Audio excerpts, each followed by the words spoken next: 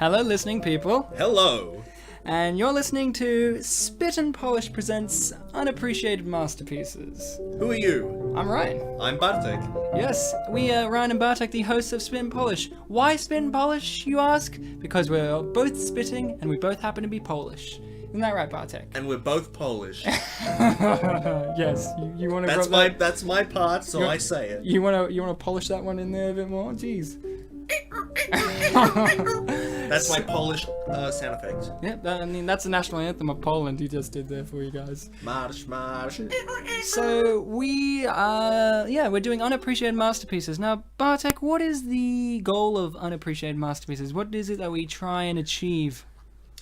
You guys ever heard of a thing called cult classics? We sort of try to find movies that have the potential to be one of those, but we don't call them cult classics because we use different words, you know? So we call them unappreciated masterpieces. Yeah, so we're like the Nick Fury. We get together these several films into an Avenger-like team of heroes and legends for you to enjoy. But I got it. But at least we have two eyes. Of like between us? Or owned like... Nick Fury. Like between us we have two eyes? Or like both of us we have two eyes? No, dude, we have two eyes each. Whoa! Yeah. So what is the... So basically we get these movies, these forgotten gems, these unappreciated masterpieces, and we talk about them and give you the reasonings why we find them to be some of the greatest films ever made. Because... with a masterpiece, even a certain amount of masterpieces take time to get the love that they deserve. So what is the great film we're doing today, Bartek? Dudes, guys, girls, today we are doing Magiczne Buty. I don't know what that is. What is it? I don't speak Polish. You don't know Magiczne Buty? Oh wait, no, I think I do. Is that... No, I don't know. I don't speak Polish. To be fair, I wanted to pretend to, like, imagine if you listeners for the first time were hearing this, it's like, oh, what? One of them's Polish? He doesn't speak it? And then I'm like, nah, prank, punked. I actually do speak Polish. I don't know what you said. Shut up already. This is one of the cases where it's a localized title. So, literal translation of Magiczne Buty means magic shoes, but the actual movie's name in English is Like Mike. Oh, you mean Magic Shoes? Yes, Magic Shoes. My favorite film of all time, Magic Shoes. So, hold on. We hear a third guy laughing, and this is the part where we say, what the hell, that's up? No, it's just me laughing twice. Okay. Yeah. No, of course, we are joined with a magical guest. A guest who has joined us all the way from his house. He was in Germany for one period of time, which is a bit awkward because we're Polish, and Germans are not our biggest fans. We are joined with Alistair James. Hello. Very lovely to be here. Ah, Alistair, it is great to have you here with your magnificent voice. Now, you spent a time in Germany, is that correct? Are you German? I was born in Germany. Ooh, really? la la. I was born in Germany. I spent 6 months in Germany last year, and I learned a bit of German, and I can tell you the title of our film today is Gleich Maike.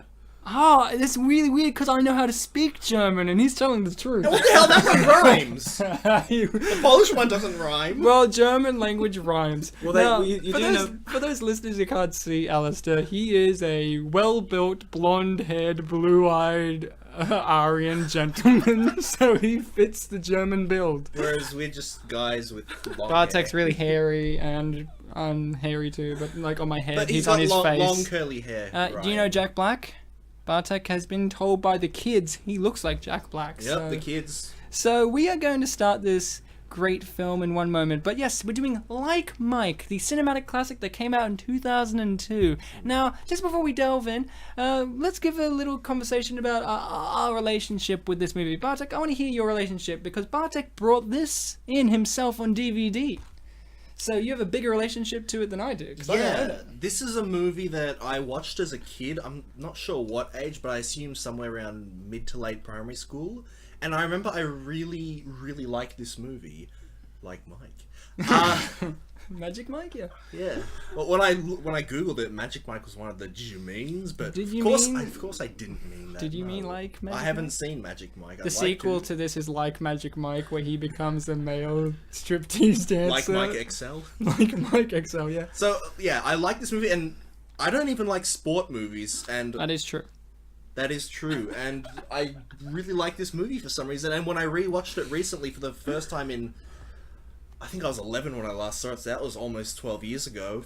It still held up really well, and not just held up, I realized how significant it is in terms of filmmaking. So I love this movie, I have it on DVD, and I'm kicking myself that I haven't listened to the commentary of it. Oh, you fool. Well, before we get to you, Alistair, just so you can catch your breath from all the insane laughing that you're having on with our witty rapport, I'll tell you my relationship. I watched this movie at the start of at the start of when we were doing this podcast. I was at my cousin's house, my aunt's house, and that trip was the spawn point for this, because I watched Big Fat Liar that day, and Stop or My Mum Will Shoot, but that's a different movie.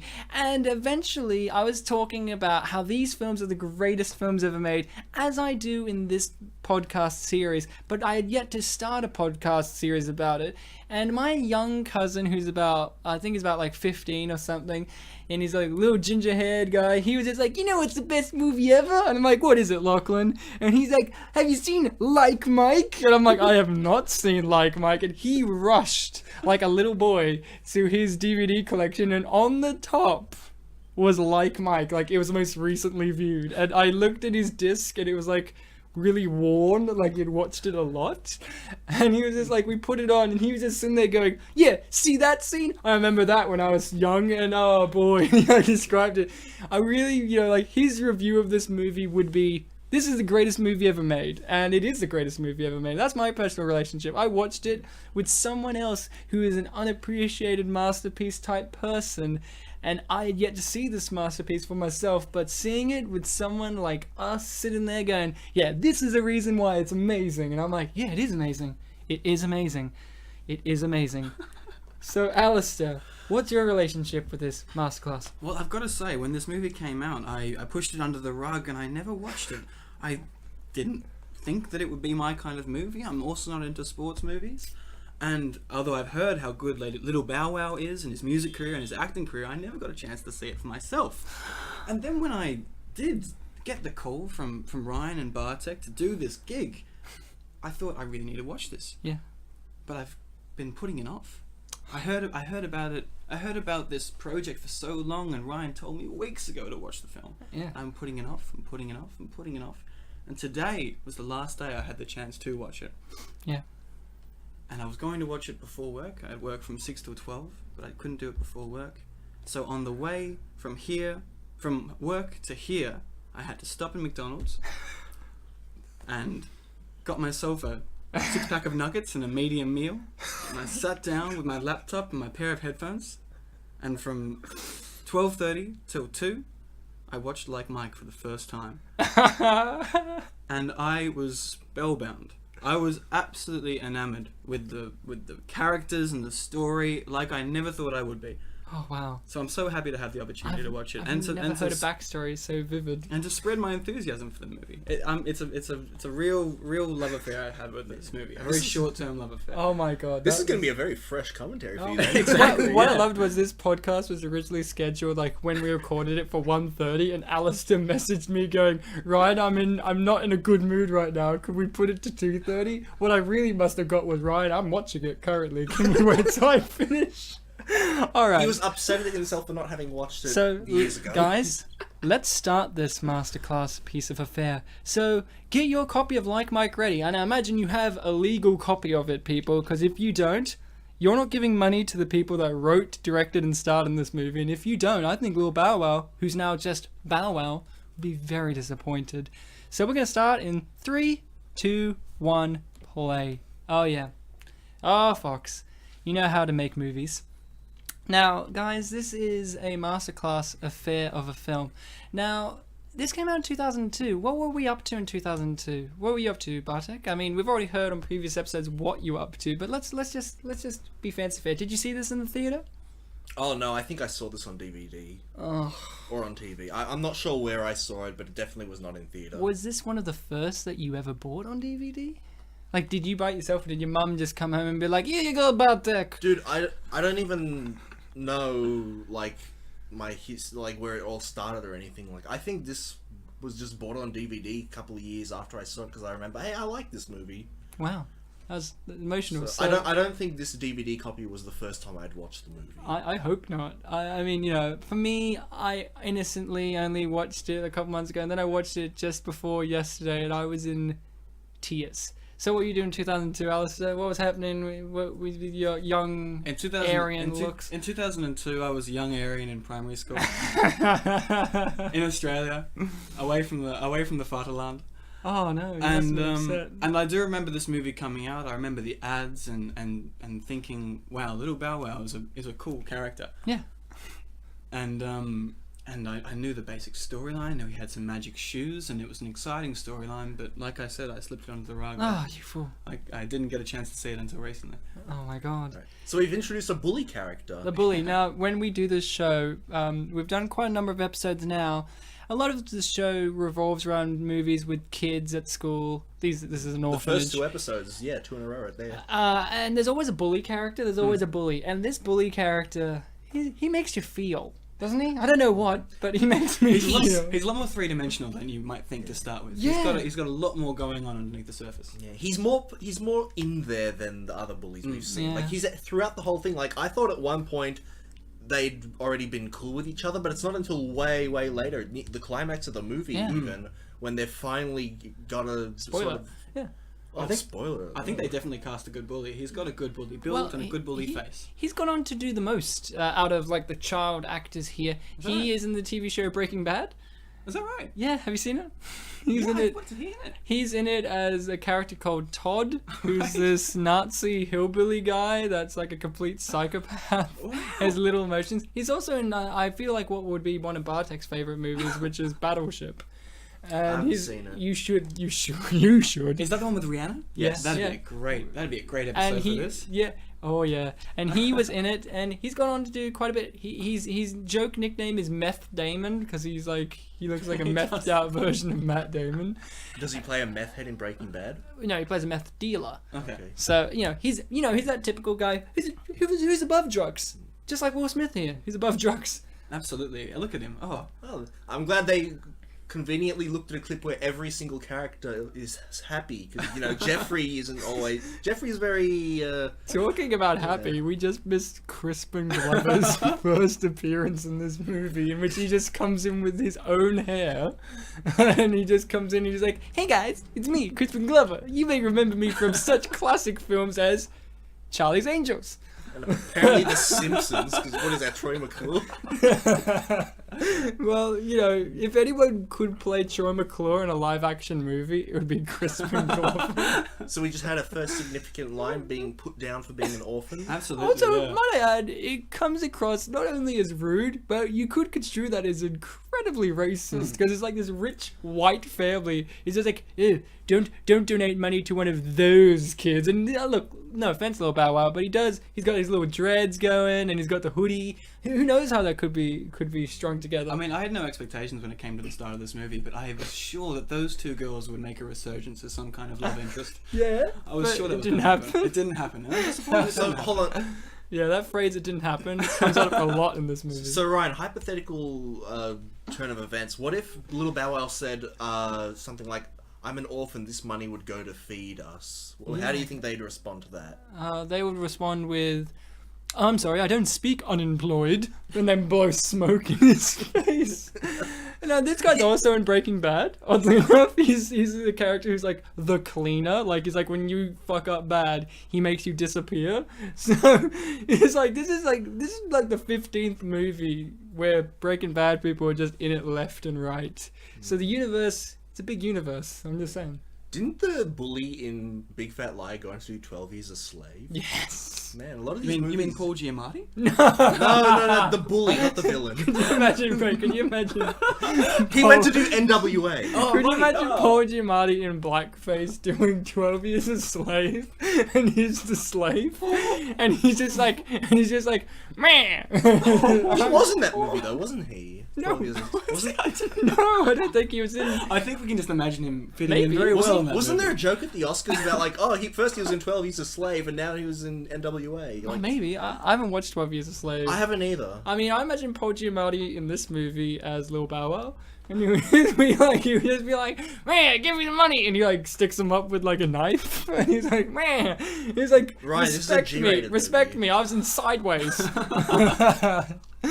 So this movie is an emotional piece. Now, the question is, guys, do you view this movie as a kids movie or just as a movie in itself? I was wondering that as well. Like, what do we classify it as? Is it a movie about adult relationships or kids relationships? And I sort of thought about it as being what it is. It's a comedy, and it's a movie about relationships, and that transcends age, I think. Wow. Now, at the end of this show, I read reviews from IMDb, and I want to quickly bring up something. Now, this review I did not include in my collection. It just wasn't very good. But there's one throwaway line that I'm sure that we should talk about. Now, I may have included it, but I can't remember. But the line was, "This film is very much like The Wizard of Oz," and then proceeded to say, "It has the same themes and technical conventions," and it just then went to say, "It goes from a bleak, drab world to a bright and colourful one, just like The Wizard of Oz." And I'm just like, oh, I did not notice that. I guess I should have drawn comparisons between the two of them. You can certainly apply that to like the orphanage, because in some establishing shots of it, it does look like a very old, kind of rundown place. And at the end of the movie, it gets sponsored by a huge team. Yeah, I guess corporate slime. Yeah, woo. Is Sister Teresa here playing the part of the witch in this sort of? Yeah, I reckon. No, she's. How is it that in this one, it's instead of Toto, it's Lil Bow Wow as the dog? Okay, so this is it, guys. The shoes have put on the right foot, and they fit. How magical! But who are they from, Bartek? Well, we're about to see a hint. Oh my God! It's a basketball player. Former That's our first basketball. hint. That's the tall, bald one. Oh my God! It could be anyone, but who could it be? Oh my God! Michael Magic Jackson! Johnson! Michael Jackson. I love how Alistair and I are both like, Michael Jackson. You're like, Magic. MJ, it could be anyone. It could be Michael Johnson. It could be anyone. Magic Johnson. Yeah. At least I picked a basketball player. I didn't know Michael Jackson was a basketball player. Could you imagine if his movie was like Mike, but it was like Michael Jackson? He just starts like getting the skin disease and he goes white and he's just like, oh, and he owns a monkey and shit. It'd probably make living in an orphanage quite a different story. Well, he's got a bit easier because he still is a kid. So yeah, well, Michael Jackson had a rough childhood. You know what, Elvis? This shot is in slow motion. And you make films faster with slow-mo. Yeah. Well, yeah, you're looking at it, it's like, look, we actually did it. So I wonder how many takes it took. I wonder how many takes it took to get that fantastic shot. 14. Is that what IMDb says? Yes, it does. Well, yep. Fact checked. 14. Now, is that how drug deals go down? Like, I know that you throw shoes over I've heard that. Like, that's what you hear, do you ever see shoes hanging over the lines and you just wonder how many times they must have tried to get it on there? Or did they climb up somehow? Like, I always look at it, they're always at skate parks, right? I'm like, I get it, guys. Skaters have a lot of agility, but do they have a lot of accuracy? I don't know. Well, the few that I've seen, one was outside a primary school, and it wasn't a spot that was particularly, covert. And the other one was on a bus stop on Warrigal Road. That's like right in the middle of, traffic. Hear that, so guys? It's like, Warrigal Road. no one's That's where gonna- you get your toot from. And surely, as if you're a police officer, you'd know where to hang out. Yeah, you hang out at the local shoes over Yeah, power shoes hanging lines. out, Maybe it's a hint like, all right, Don't sell drugs here. exactly 1 kilometer away from these shoes, You a can buy- drug deal will be found. So, guys, this is very Wizard of Oz. Think about it. This is like the storm tornado sequence, right? And from here on in, spoiler alert, he gets struck by lightning, and he wakes up in a magical new world, just like Wizard of Oz. It also reminds me of another film, Schindler's List, in which it's all black and white, but then there's bits of color in it. There's the red jacket there. I love Alistair. You're just like the most like infectious laughter guest. Like I'm just saying, it reminds me of Schindler's List, and Alistair's like in tears. I have no idea what's coming. I have no idea what he's about to say. That's what Lil Bow Bow said. Too. Well, yeah, I I've know never it's coming. I've never seen Schindler's List, but I've seen Seinfeld, and they've told me that it's apparently a very funny movie. No, I've Is not. that right? No, I know I'm going to shock you, but I have not seen Schindler's List at all myself. I have seen the porn parody Schindler's Fist. and it It's a is great- equally emotional. There's a great shower scene in It there. also has Crispin Glover in it. He's the glove on the fist. Now, of course, this movie has a lot of big names as supporting characters, such as Crispin Glover, who we all know from his great work in Charlie's Angels. And of course, you know, look, if you're a nerd, I guess you like Back to the Future. Ryan. He was also an epic movie. He was? Oh, good. I He stopped- played Willy Wonka, the Johnny Depp one. Of course he did. And I wanted to see him play the Gene Wilder one. And he then, you know, and then we also have my favorite, Eugene Levy. Eugene Levy. Oh my fucking god, That Eugene Levy. fantastic pair of Yeah. eyebrows. He was the one when I was watching this movie. Was like, oh, he's in this movie. No, you should have said to yourself, oh, of course he's in this movie. Now here's the thing. I was watching this with my girlfriend and I'm like, oh, do you know who Eugene Levy is? And she goes, I don't know who he is. I go, oh, you will. You will. I go, I want you guys, if you don't know who Eugene Levy is, I want you to play a little game along with us, which is, if you see someone, just say to yourself out loud, is that Eugene Levy? Because, trust me, the name Eugene Levy, you'll know when you see a Eugene Levy. I'm just telling you, he looks like his name, which is the best compliment I can give anyone. In fact, he looks like Murph's dad. Maybe he adopted him out for money. Well, adoption is a big theme in this movie. Maybe that carried Yes. on. They adopted my heart for an hour and a half. You know, you're right. Murph should have been in American Pie. Yeah, right. Shh, don't spoil it. Now they're gonna be waiting for Stifler to appear. No, he was in I Dude, could've- Where's My Car? Oh my gosh, Murph could be a younger Stifler. Oh my god. Oh could yeah, you he got the imagine- hair. Oh, could it? Could it What be? happened? I think What that- happened in his childhood? Very- Where's his mum? I'm sorry, but the establishing shot, that's Eugene Levy right there. Game over. But what I love is the opening shot. If you play this going, is that Eugene? Is him licking his lips, twitching his eyebrows. No action could be more Eugene Levy than that. You know- I'm going to be honest. You know what's with you. also great about this movie? Like, it has an element of greed in it. Like, a lot of things are being used to earn money. And it's just okay. Well, I love yeah, it doesn't get punished. Yeah. Except for Crispin Glover. But what I love is Eugene Levy gets off scot-free, doesn't he? He has a great he life. has a great life. What I love is see this character, who's the actor, his last name is Chestnut. He literally is just like, go on, give the boy 2 shots. 1 shot. Come on, 2 shots. 1 shot. He is literally saying, I'm gonna fuck over a little orphan boy. Like, he doesn't know he's an orphan, but he's literally like, no, I'm not gonna risk my pride. Screw the kid. Like, he can suck it up. And look at him, he's so confident. He's like, yeah, I'm gonna crush whoever it is. I don't care. But he's confident, but he also kind of doesn't want to do this. So Yeah. he's also Oh, no. kinda like, yeah, I'm doing this because he's saying so. He hates it because you know why? What I got from the scene, and I have it in my notes. I wrote in my scene, Eugene Levy and Chestnut. Is there sexual tension there? Because he says stuff to like Eugene Levy and him have these awkward ass pauses, and they look at each other like they're in love, but they've had some bitter experience. Like, look at him. That's It's a like cold getting look. excited, Tracy. Yeah, very excited. Like, oh, look, that's so am I. It's- Ooh la la. He's like, stop trying to give them hints into our relationship. Yeah, it's like, you're going to hear about this when you get home. We are going to talk about this when we get home. Yeah, it's like a throwaway joke. Like, if you watch a movie and you see like 2 guys you've never seen before, like announces something, and then like randomly one of them says like, "Dude, stop it." It's like, whoa, there's some history between these 2. I would love a movie where you did that. I love like the idea that this movie could have been different if it was Ox as the main character, like Mike, and it's like you're supposed to be like Michael Jordan, and it's just some white, bold, like white blonde-haired kid like you, Alistair. Alistair, you're a muscly guy. Do you relate to Ox? I do. As a bully. All I want to do is bully people. And I try, and people with lots of integrity and courage, kind people, keep undermining my attempts to bully them. And it's a real frustrating They just keep saying he's situation. such a nice guy. I mean, anyone who speaks German, they gotta be nice. They have to be nice guys. Yeah, it's the Bart, the. Said I'm glad you picked that up. I make so many Simpsons references on this show that people just go, what? Oh my god. So look at Tracy.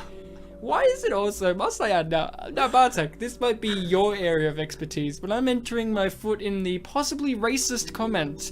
Why is it that in every fictional universe, a black person called Tracy looks the exact same? As in, if, like, in 30 Rock, there's a character called Tracy Jordan, he's also bald, and black and has similar facial hair. Is it just me? You can message me going, that's racist, Ryan, but may I add, Eugene Levy's Jewish and he was in Schindler's List, and I don't want you to be all offensive about that, because could you imagine him in Schindler's List? Where he would have been like, he would have been a Nazi though? Oh, imagine him giving the sex talk to Schindler. Yeah, oh, can you imagine him as a Nazi though, and he's just like, wow, Schindler? He's like, That's not how he talks. I don't know, Look I don't know how to look do deep it. in her eyes, Schindler. And he adjusts his socks. How do you like that, Goebbels? Yeah, hi Hitler. He does Heil, but he does it really flamboyantly, like, Heil Hitler. And he doesn't give a shit. And he's like, where's my picture? I think he should be in Naughty Nazis or something. Oh my god. So, here's the end game. Ooh. First and game, but it's also the end game. yeah. End game is a metaphor, but not as in literal. And, Oh, by the way, I mentioned earlier, I thought there was a point where, Ox would be cool, the bully would be cool with them. I thought that, like, getting him the tickets was, like, the turning point. Like, oh yeah, they're gonna be cool with each other. Oh, now. here he is. Crispin Glover is very much like Rick Blaine in Casablanca. Only the stoic characters play chess against themselves. Rick from Casablanca, Kurt Russell in The Thing. They just play chess against themselves or computer. No, well, yeah, at least they have a machine. Yeah, Kurt Russell had a machine. But that's what I'm saying. Is this Casablanca? And Crispin Glover is Rick and Elsa's money, and he has to let the money go for his shins. Yeah, and Eugene Levy's Peter Lorre.